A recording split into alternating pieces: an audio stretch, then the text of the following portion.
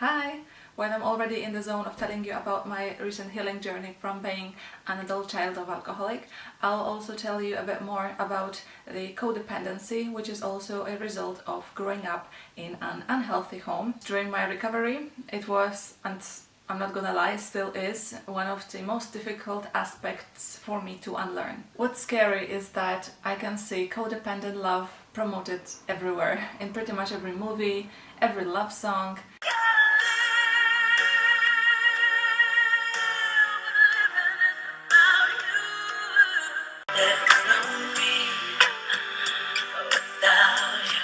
And no one is saying that this is not a healthy way of doing things. Codependency is an emotional and behavioral condition where one person relies on the other to meet nearly all of their emotional and self-esteem needs. It affects individuals' ability to form a healthy, mutually satisfying relationships. It's also known as a relationship or love addiction because people with codependency often form or maintain relationships that are one-sided, emotionally destructive, or abusive.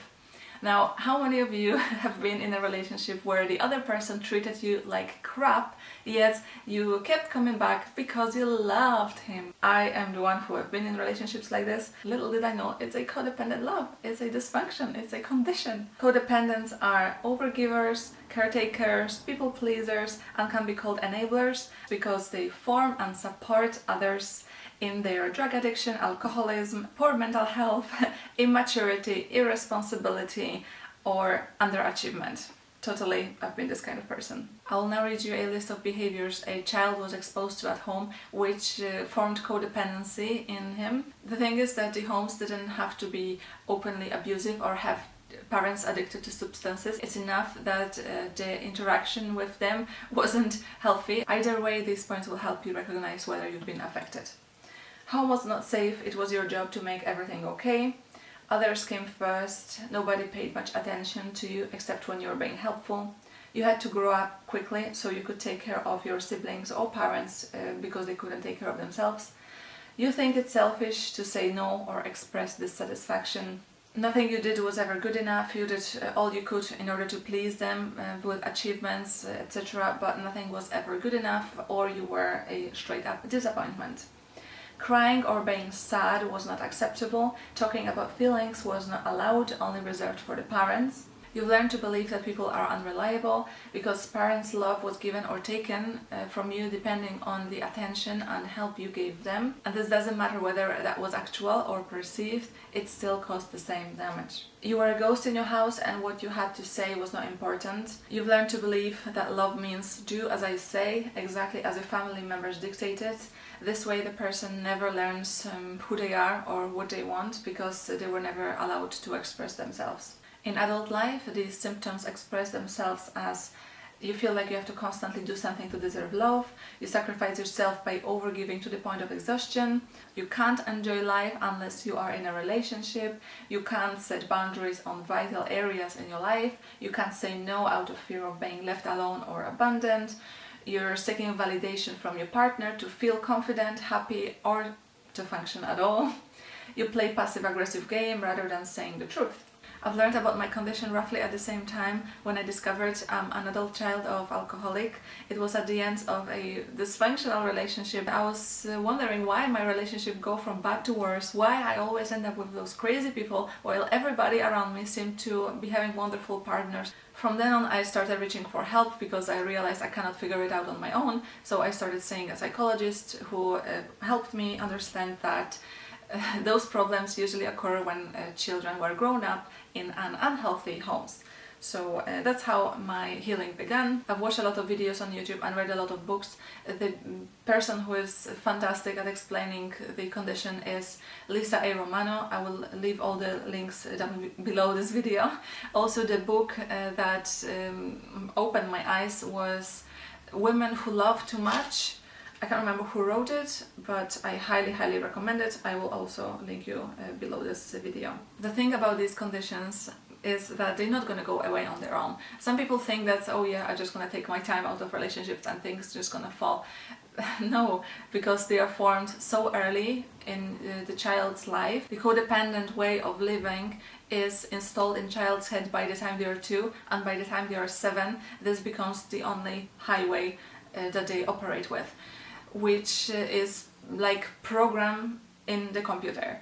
And if this is the only program that you know, the only way to heal it is to go all the way down to the root, pick it up and install a healthy program, which is why you cannot do it on your own. You can barely scratch the surface on your own. If you really want to dig deep and start living healthy life and have wonderful relationships, you've got to make an active work to untwist that program that was installed so early in your head.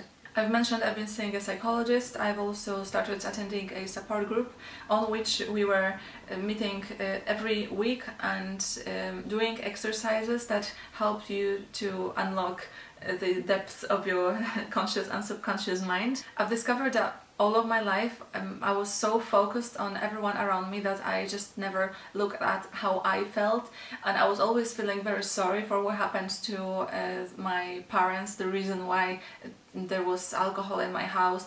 I had so much compassion for the reasons why the situation was like it was, and I still do, but during the healing I had to say to myself that I do not care why this happened.